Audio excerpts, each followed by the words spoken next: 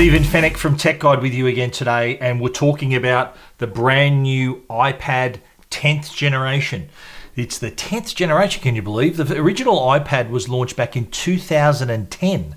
So we're up to 12 years later, and the 10th generation has just landed, and there has been some changes. Let's have a close look. This is the new iPad 10th generation. You can see it has had a bit of a design change. You can tell it's got the straight edges that we see on the other iPads now. It does have that all-screen design as well. So gone is the home button. No more home button. We have this 10.9-inch liquid retina display. So basically the same size as last year's iPad, just with a larger display. So not having the home button and the big forehead and chin on the screen means more screen space, but the same size device. Let's actually bring in the previous iPad. This is the iPad. This is the 9th generation, which is still for sale, by the way. So check these out. Check these out next to each other. So here's the new 10th generation. This is the 9, which you can see has a home button, has the large forehead here.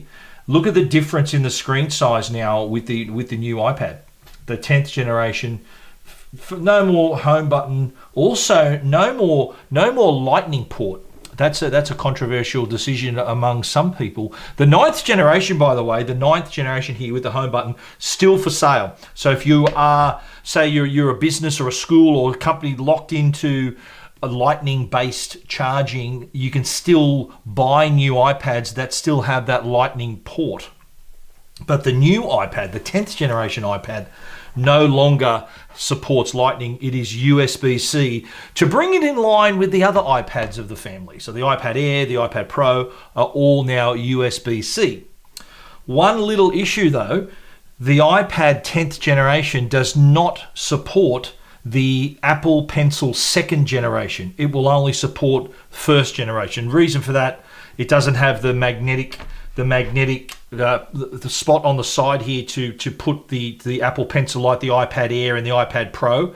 That's how those iPads pair and charge the Apple Pencil. No way to do that here. So you still have to use a Lightning port somehow for your Apple Pencil. So here's the Apple Pencil with that Lightning port, as I mentioned. So right here, so traditionally what you would do, you would put it, I've got the 9th generation here, you would put it into the iPad to charge, and that once that's connected, we're now charging the Apple Pencil.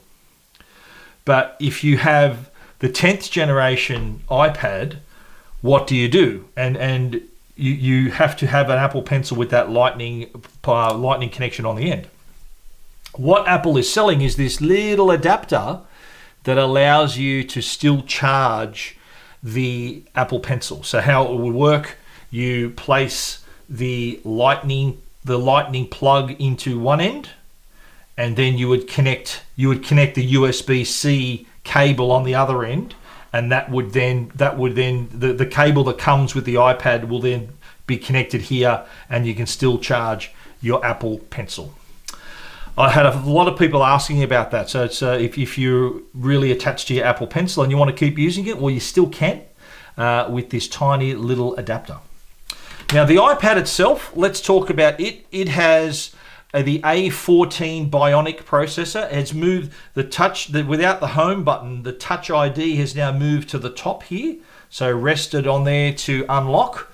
And this is running the A14 Bionic processor as well. So this is performance-wise, you're looking at, it's quite impressive. I often recommend the iPad to a lot of customers, a lot of my readers and listeners who just want a simple, basic laptop.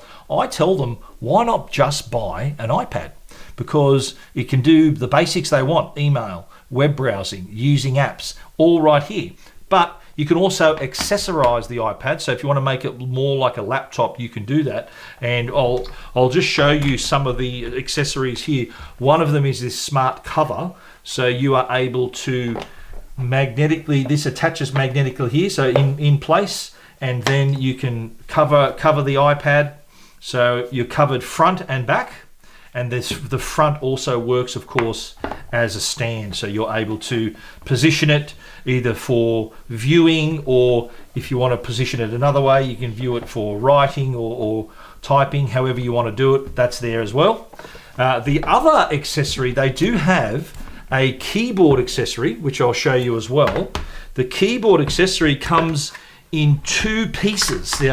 There is the back section, which can fit, again, magnetically attached to the iPad, like so. And this also has a little kickstand, so you're able to either use that by itself, either for viewing or writing, however you want to position it. But the other half, of course, is the keyboard. And it attaches to, see the metal, those little contacts here? So it connects magnetically through there. You got your kickstand happening, and boom, you've got an iPad with a keyboard and a trackpad. So you're able to use it just like a laptop. And I think a lot of people, even though this is kind of what we call the entry-level iPad, the iPad, it is still powerful enough for most people to get things done, including things like basic video editing, picture editing, using all those apps, playing those games too. Gaming on an iPad is very popular. The A14 Bionic processor can handle the latest graphics intensive games as well. So you're not going to go wrong right there. Price-wise, here in Australia, it's going to start at $749. So it's also available in 4 different colors. We've got blue. I think there's a yellow, there's a pink, there's a starlight. So choices of colors now with the iPad gone as just the space gray and silver choices. And again, with the new design and that bigger screen, yet the same size device, let's just say. I'm going to put them side by side once more. You can have a look. The iPad 10th generation right here, and this is the 9th generation. So design wise, check out the differences here. Look at the differences. So you've got a bit squarer, so this sort of brings it in line more with the modern, the current design language of the iPad. But in terms of thickness, I think I think the new iPad's slightly thicker, but on the back as well, you've got obvious differences as well. But it's all about the iPad 10th generation. This goes on sale this week. So if you're after the iPad 10th generation, starts at 749 Australian dollars. And that is for the base model. Of course, you can then add more memory and then choose to have the Wi-Fi plus cellular as well. So that adds to the cost. But all in all, I think Apple bringing the new iPad up to the new design, the home, the all-screen design, so edge-to-edge display, I think is going to be really popular with customers. If you want to read our complete review, you can check it out at techguide.com.au. Thanks for watching.